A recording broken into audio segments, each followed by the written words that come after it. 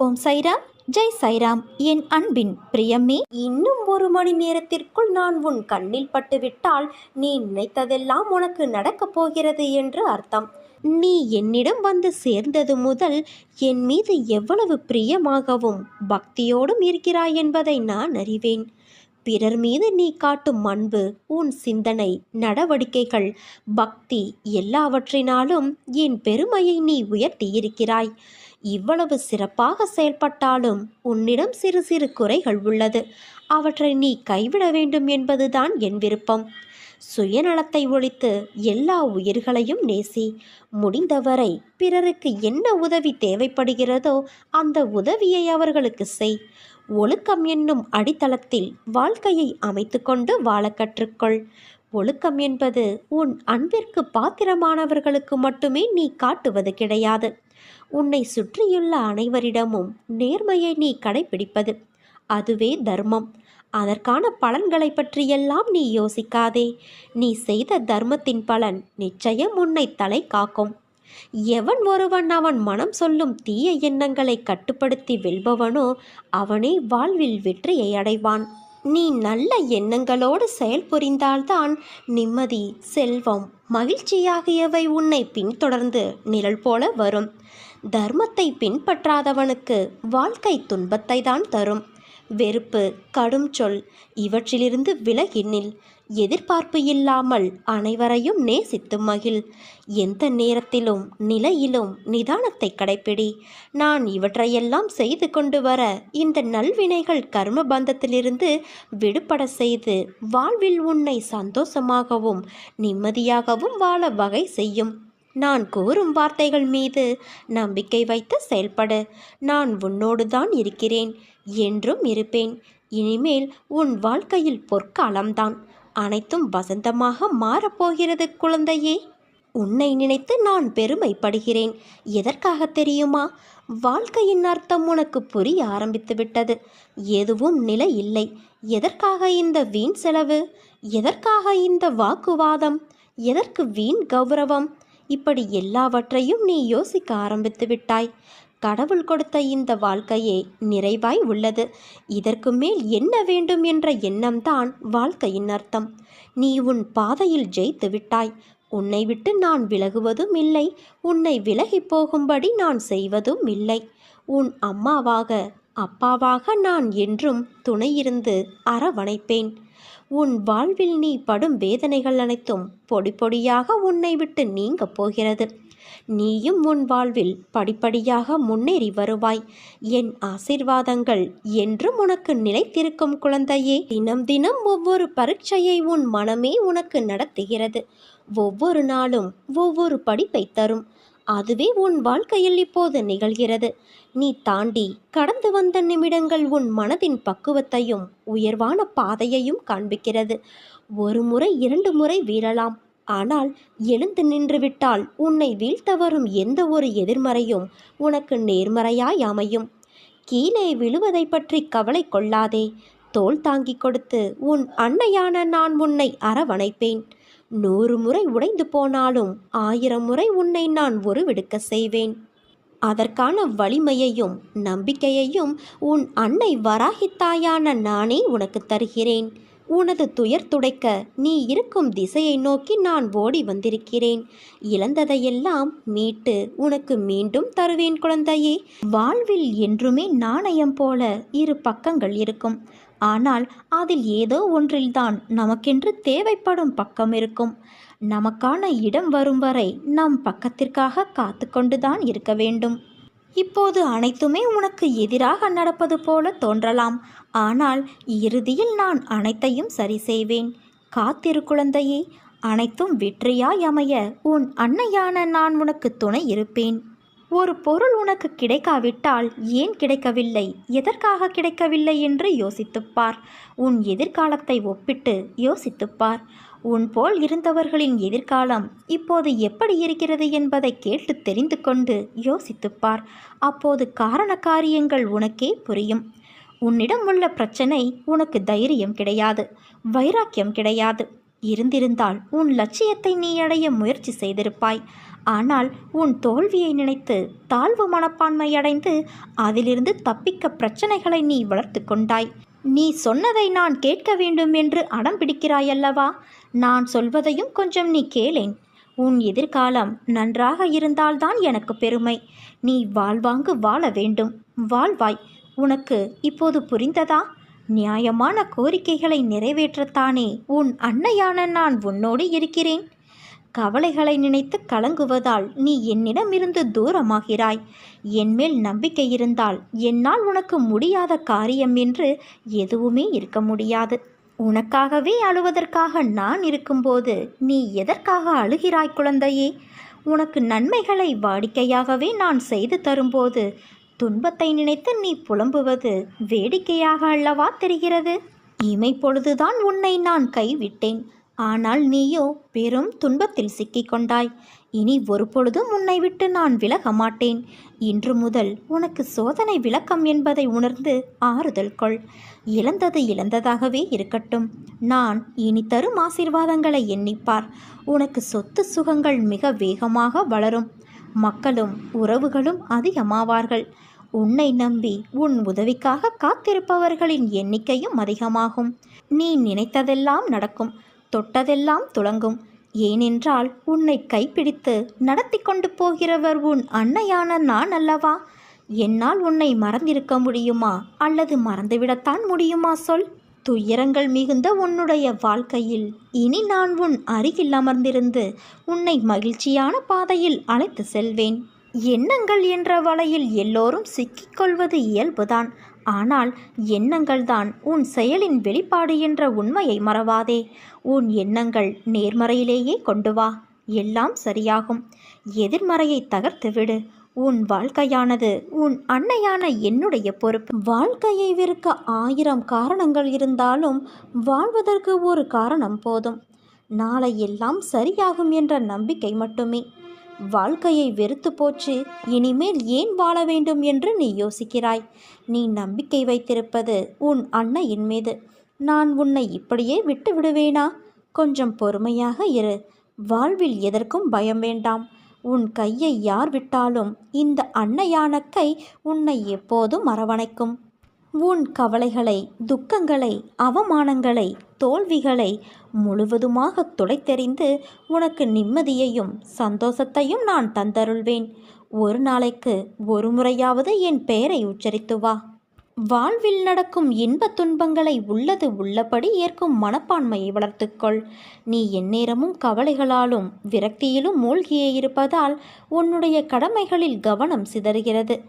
எப்பொழுதும் வீழ்ந்து கொண்டே இருக்கிறோமே என்று அருவிகளோ, காலையில் போத்து மாலையில் வாடிவிடுவோமே என்று மலர்களோ வருந்துவது இல்லை. வீழ்ந்த அருவியே, அகண்ட ஆறாக நாம் வாழ்வதற்கு தேவையான வற்றாத ஜீவ நதியாக ஓடுகிறது. ஒரு நாள் மட்டுமே பூத்தாலும் அப்பூக்கள்தான் இறைவனடி சேர்கிறது. நான் அடிக்கடி கூறுவது இங்கு எதுவுமே நிரந்தரமல்ல என்று. எல்லாம் நன்மைக்கே என்று எடுத்துக்கொள். இவ்வுலகம் உன்னை எப்படி பார்க்குமோ என்று வருந்தாதே. இங்கு உள்ளவர்களின் பார்வைக்கு விளக்கமளிக்க முடியாது. சிலர் உன்னை திமிரு பிடித்தவர், கெட்ட எண்ணம் உடையவர் என்றும், சிலர் உன்னை அற்புதமானவர், அன்பானவர் என்றும் கூறுவார்கள். யார் எதை கூறினாலும் நீ உன் வாழ்வில் நேர்மையாகவும் உண்மையாகவும் இரு. உன் உழைப்பு என்றுமே வீணாகாது. வாழ்க்கையில் முன்னேற வேண்டுமானால் உன்னை பற்றிய மற்றவர்களின் மதிப்பீடுகளிலிருந்து உன்னை மேம்படுத்த தேவையானதை மட்டும் எடுத்துக்கொள்ள வேண்டும். மற்றதை கவனத்தில் எடுத்துக்கொள்ளாதே. தேவையற்ற வீண் சொற்களை மனதிலிருந்து அழித்துவிடு. அச்சொற்களை மனதில் தேக்கி வைத்து உன் வளர்ச்சிக்கு நீயே தடையாக இருக்காதே தங்கமே. கவலைப்படாதே. உன் அன்னையான நான் உன்னுடனே எப்போதும் இருப்பேன். மனதில் உள்ள சங்கடங்களை மறைத்துக்கொண்டு எத்தனை நாட்களுக்குத்தான் வாழ்வது? உன் மனதிலிருந்து நிம்மதியை நீ எப்போதோ இழந்துவிட்டாய். அமைதி வெறும் வார்த்தைகளில் இருக்கிறதே தவிர மனதில் இல்லையே. வெளியே சொன்னால் கௌரவம் போய்விடும் என நினைத்து மனதில் பூட்டிய விஷயங்கள் இன்று உடலையும் சேர்த்து பாதிக்கும் நிலைக்கு உன்னை தள்ளி இருக்கிறது. எதையோ இழந்து விட்டது போன்ற பரிதவிப்பிலேயே ஒவ்வொரு நாளையும் நீ நகர்த்தி வருகிறாய்.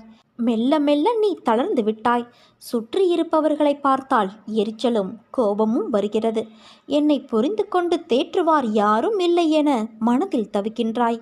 உன்னை தேற்றுவதற்காகவும் உனக்கு உதவிகள் செய்வதற்காகவும் இதோ நான் உன்னோடு இருக்கிறேன். உன் துக்க நாட்கள் முடிந்து போயின. இனி நிம்மதி உன்னை நிரந்தரமாக ஆட்கொள்ளப் போகிறது குழந்தையே. எதையும் சுலபமாக எடுத்துக்கொண்டு நடக்கப் போகிற நிலைக்கு நீ வரத்தான் போகிறாய். நான் உனக்கு வாக்குறுதி கொடுத்திருக்கிறேன். நான் எப்பொழுதும் உன்னை காப்பேன் என்று. என் வார்த்தையை காப்பாற்ற நான் பாடுபடுவேன். அன்பு குழந்தையே, என்னிடம் நீ முழு மனதோடு கேள். என்னிடம் உள்ள அனைத்தையும் நான் உனக்கு தருவேன். ஒவ்வொரு நிலையை நினைத்தும் நீ எதற்கு வேதனைப்படுகிறாய்? இப்படி வேதனை மேல் வேதனைப்பட்டு எதை சாதிக்கப் போகிறாய்? வெளியே வா. அப்போது என் ஆசி உனக்கு முழுவதுமாக கிடைக்கும். வெறும் வாய் வார்த்தைகளால் நான் இதை சொல்லவில்லை. நான் உன்னோடு இருக்கும் பொழுது உன் கவலைகளை என் பாதத்தில் வை. அதன் பிறகு நடப்பதை பார். உன்னை படைத்தவள் நான். நம்பிக்கையும் பொறுமையும் கொண்டு இரு. உன் கர்ம பலன்கள் முடிந்து விட்டது. எப்போது நீ என்னை நினைவில் நிறுத்தி கொண்டு பூஜை செய்தாயோ அப்போதே உன்னுடைய கர்ம பலன்கள் பொடி பொடியாகிவிட்டது. என் காலடியில் நீ யார் என்பதை நீ அறிந்து கொள்வதற்கு நான் வைக்கும் பரீட்சைதான் நீ படும் வேதனை. உண்மையில் ஒருபோதும் நான் பணத்தை விரும்பியது இல்லை. விரும்பவும் என் பிள்ளைகளை நான் அனுமதிக்கவில்லை. என் பிள்ளைகளை அதன் பிடியில் விழவும் நான் அனுமதிக்க மாட்டேன். ஆனால் உனக்கு அது தேவைப்படும் காலகட்டத்தில் நிச்சயம் அது உன்னை தேடி வரும். யாருக்கும் இல்லை என்று சொல்லாதே. யாரையும் வெறுத்து ஒதுக்காதே. உன்னை தேடி நானே வரப்போகிறேன் குழந்தையே. துன்பம் வந்த போதும் கூட என் மீது நம்பிக்கை குறைவுபடாமல் இருந்தால் அவர்களுக்கு என் உதவி கண்டிப்பாக கிடைக்கும். உன் கர்மத்தை உனக்கு பதில் நான் சுமக்கிறேன். உன் செயல்களில் உன்னை விட நானே முன்னால் நிற்பேன்.